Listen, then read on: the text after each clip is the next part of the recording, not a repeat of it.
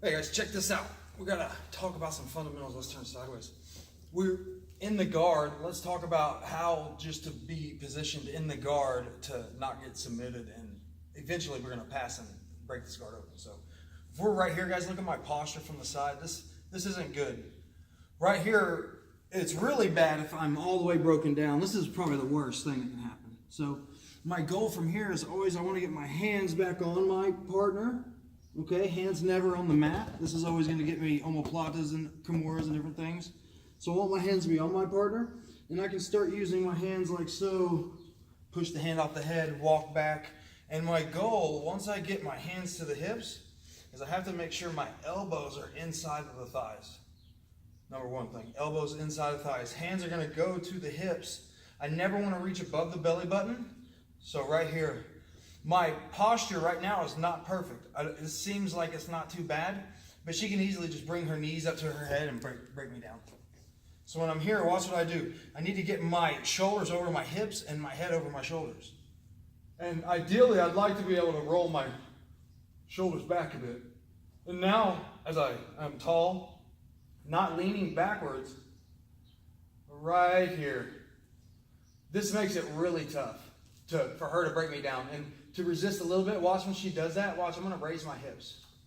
Hips come up and forward. Kind of clench my butt cheeks. One more time. Boom. This makes it really tough to bring me down. Okay?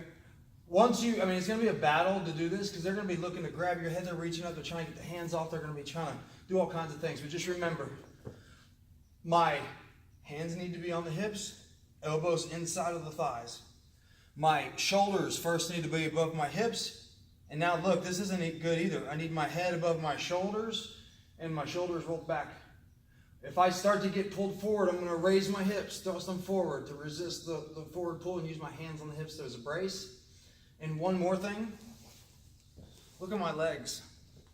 I don't want my legs too wide. I don't want them too narrow.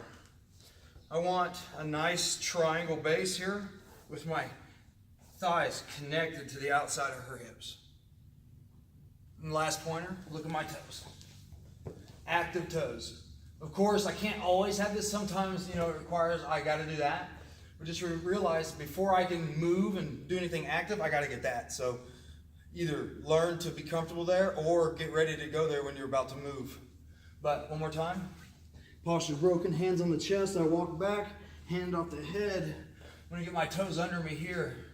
Hands on the hips, elbows in. My chest or my shoulders are going to go over my hips. Roll my shoulders back, looking up slightly, not leaning backwards.